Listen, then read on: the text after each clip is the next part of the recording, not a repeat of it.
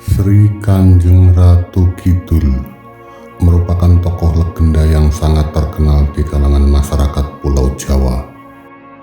Tokoh ini kerap disamakan dengan Nyi Roro Kidul, walaupun sesungguhnya ia berdua sangatlah berbeda. Kanjeng Ratu Kidul merupakan roh suci yang memiliki watak mulia serta baik hati. Ia berasal dari tingkatan langit yang teratas. Biasanya ia menampakkan diri hanya untuk memberi isyarat atau peringatan hendak datangnya sesuatu peristiwa penting. Dalam mitos Jawa, Kanjeng Ratu Kidul ialah ciptaan Dewa Kaping Telu. Ia mengisi alam kehidupan sebagai Dewi Padi atau Dewi Sri dan dewi-dewi alam yang lain. Sementara itu Nyi Roro Kidul berasal dari legenda masyarakat Jawa Barat. Mulanya ia adalah gadis kerajaan Sunda yang diusir keluarganya karena ulah ibu tirinya. Cerita-cerita yang terkait antara Ratu Kidul dengan Roro Kidul dapat dikatakan berbeda fase dan tahapan.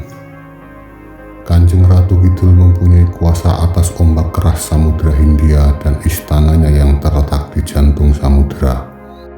Bagi kepercayaan Jawa, dia ialah pendamping spiritual para raja dari Mataram sampai para raja keturunannya di Surakarta serta Jogja, diawali dari Panembahan Senopati.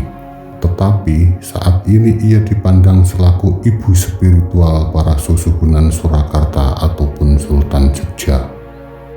Keraton Surakarta menyebutnya sebagai Sri Gusti Kanjeng Ratu Ayu Kencono Sari atau Sri Gusti Kanjeng Ratu Ayu Kencono Hadisari. Dalam keyakinan Kasunanan Surakarta dan Kesultanan Mataram, Kanjeng Ratu Kidul ialah istri spiritual untuk raja-raja kedua keraton tersebut. Pada waktu tertentu, keraton membagikan persembahan di tepi laut Parangkusumo, Bantul, tepi laut Parangtritis, Bantul, serta di tepi laut Parangkubito, Wonogiri. Panggung Sangga Buana di Komplek Keraton Kasunanan Surakarta serta Panggung Krapyak di Keraton Yogyakarta Diningrat dipercaya ialah tempat bercengkrama antara Sri Gusti Kanjeng Sinuwun Susuhunan Pakubuwono sampai Sri Gusti Kanjeng Sinuwun Sultan Hamengkubuwono dengan Kanjeng Ratu. Konon, Kanjeng Ratu berubah menjadi wanita muda serta menawan di kala bulan muda sampai purnama, kemudian berangsur-angsur menua pada saat bulan mati. Kanjeng Ratu Kidul dan Nyi Roro Kidul. Mitos yang berkembang pada orang Jawa, Kanjeng Ratu Kidul memiliki pembantu setia bernama Nyi Roro Kidul. Nyi Roro Kidul menyukai warna hijau, serta dianggap suka mengambil orang-orang yang mengenakan pakaian hijau yang berada di pantai wilayahnya, yang nantinya dijadikan pelayan atau pasukannya. Karena itu, pengunjung pantai wisata di selatan Pulau Jawa selalu diingatkan supaya tidak mengenakan pakaian berwarna hijau. Di kalangan masyarakat Sunda berkembang anggapan bahwa asal-usul Ratu Kidul adalah seorang putri Pajajaran yang bunuh diri di Laut Selatan, yang diusir keluarganya karena ia menderita penyakit yang membuat anggota keluarga lainnya malu. Dalam kepercayaan Jawa, tokoh ini dianggap bukanlah Ratu Laut Selatan yang sesungguhnya, melainkan diidentikan dengan Nyi Roro Kidul, yaitu pembantu setia Kanjeng Ratu Kidul. Hal ini berdasarkan kepercayaan bahwa Ratu Kidul berusia jauh lebih tua, serta menguasai Laut Selatan lebih lama sebelum sejarah kerajaan Pajajaran. Berdasarkan pengalaman seorang spiritualis di tahun 1998, ia bertemu dengan Kanjeng Ratu Kidul di pantai Parangtritis, Yogyakarta.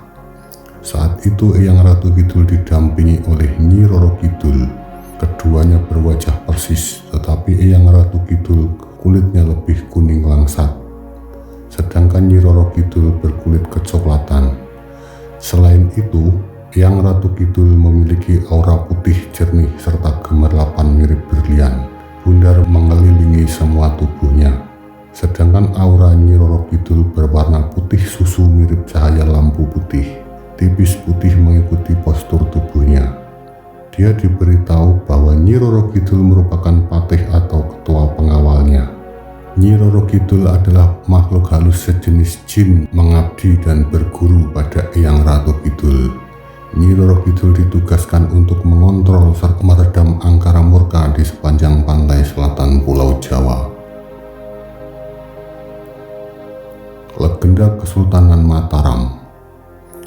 Legenda Jawa dari abad ke-16 menyatakan Kanjeng Ratu Kidul sebagai pelindung dan pasangan spiritual para raja kerajaan Mataram.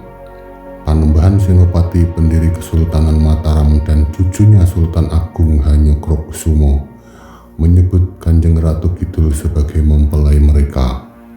Hal tersebut tertuang dalam Babat Tanah Jawi.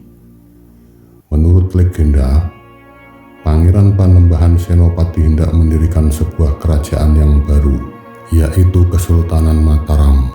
Ia bertapa di pantai Parangkusumo yang terletak di selatan kediamannya di Kota Gede. Meditasinya menyebabkan terjadinya fenomena supranatural yang mengganggu kerajaan Laut Selatan. Sang ratu datang ke pantai untuk melihat siapa yang menyebabkan gangguan di kerajaannya. Setelah melihat pangeran yang tampan, ia jatuh cinta dan meminta Panembahan Senopati untuk menghentikan tapanya. Sebagai gantinya, sang ratu setuju untuk membantunya dan mendirikan kerajaan yang baru. Untuk menjadi pelindung spiritual kerajaan tersebut, sang ratu dilamar oleh Panembahan Senopati untuk menjadi pasangan spiritualnya serta semua penggantinya nanti, yaitu para raja Mataram. Babat Diponegoro. Babat Diponegoro mengisahkan pertemuan Sang Ratu Kidul dengan Pangeran Diponegoro sebanyak 2 kali, yaitu pada tahun 1805 dan pertengahan Juli 1826. Pertemuan pertamanya terjadi di Gua Langse, Pantai Parangtritis di selatan Yogyakarta. Pada saat Pangeran Diponegoro tengah bersemedi sehingga Ratu Kidul tidak berkeinginan untuk mengganggu. Pertemuan kedua berlangsung pada saat terjadinya Perang Diponegoro. Pada pertemuan kedua, Ratu Kidul yang ditemani 2 patihnya yaitu Nyi Roro Kidul dan Raden Dewi menawarkan bantuan dalam perang. Tetapi dengan syarat Pangeran Diponegoro bersedia memohon kepada Allah ingkang Robul Ngalamin agar Ratu Kidul diperkenankan kembali menjadi manusia. Namun, Pangeran Diponegoro menolak dengan halus dengan alasan bahwa pertolongan hanya datang dari Hyang Agung, sehingga ia tidak akan bersekutu dengan makhluk gaib. Hal ini sesuai dengan tujuan utamanya untuk berperang, yaitu untuk memajukan agama Islam di seluruh Jawa. Ritual dan kepercayaan. Tari Bedoyo Ketawang. Naskah tertua yang menyebut-nyebut tentang tokoh mistik ini adalah Babat Tanah Jawi. Panembahan Senopati adalah orang pertama yang disebut sebagai raja yang menyunting Sang Ratu Kidul. Dari kepercayaan ini diciptakan tari Bedoyo Ketawang dari Keraton Kasunanan Surakarta pada masa Sunan Pakubuwono I yang digelar setiap tahun pada acara Ageng Kenaikan Tahta Sri Sunan atau disebut Jumenengan, yang dipercaya sebagai persembahan kepada Kanjeng Ratu Kidul. Sunan duduk di samping kursi kosong yang disediakan bagi Sang Ratu Kidul. Pelabuhan Ratu dan kota-kota pesisir lainnya. Pelabuhan Ratu adalah sebuah kota nelayan di Jawa Barat. Masyarakat setempat menyelenggarakan hari suci khusus untuk Kanjeng Ratu Kidul setiap tanggal 6 April. Hari tersebut merupakan hari peringatan bagi penduduk lokal dan mereka memberikan banyak persembahan untuk menyenangkan Sang Ratu. Para nelayan lokal juga menyelenggarakan ritual sedekah laut setiap tahunnya. Persembahan tersebut dilarungkan ke laut sebagai persembahan untuk Sang Ratu. Para nelayan lokal percaya persembahan mereka akan menyenangkan Ratu Laut Selatan, sehingga ia akan memberkahi mereka dengan hasil tangkapan yang berlimpah serta memberikan cuaca yang bagus. Di sekitar lokasi Pelabuhan Ratu, tepatnya di Karanghawu, terdapat petilasan atau persinggahan Ratu Pantai Selatan yang dapat dikunjungi untuk melakukan ritual tertentu atau hanya sekedar melihat-lihat. Di komplek keramat ini terdapat ruangan besar yang di dalamnya terdapat beberapa makam yang dipercaya penduduk sebagai makam Eyang Sanca Manggala, Eyang Jalah Mata Makuta, dan Eyang Syekh Husni Ali. Di beberapa ruangan juga terpampang gambar penguasa Laut Selatan. Kanjeng Ratu Kidul juga diasosiasikan dengan Parangtritis, Parangkusumo, Pangandaran, Karangbolong, Ngliep, Puger, Banyuwangi, dan berbagai tempat di sepanjang pantai selatan Jawa. Pantai Parangkusumo dan Parangtritis di Yogyakarta sangat berhubungan dengan legenda Kanjeng Ratu Kidul. Parangkusumo merupakan tempat Panembahan Senopati bertemu dengan Kanjeng Ratu Kidul. Sedekah laut. Masyarakat nelayan pantai selatan Jawa setiap tahun melakukan sedekah laut sebagai persembahan kepada Sang Ratu agar menjaga keselamatan para nelayan dan membantu perbaikan penghasilan. Upacara ini dilakukan nelayan di pantai Pelabuhan Ratu, Ujung Genteng, Pangandaran, Cilacap, Sukawayana, dan sebagainya. Sebagian besar para wisatawan yang berkunjung baik lokal maupun mancanegara datang ke Pelabuhan Ratu karena keindahan panoramanya sekaligus tradisi ritual ini. Di saat-saat tertentu, banyak acara ritual yang sering digelar penduduk setempat sebagai rasa terima kasih mereka terhadap sang penguasa Laut Selatan. Ruang khusus di hotel. Pemilik hotel yang berada di pantai selatan Jawa dan Bali menyediakan ruang khusus bagi Sang Ratu. Yang terkenal adalah kamar 327 dan 2401 di Hotel Grand Bali Beach.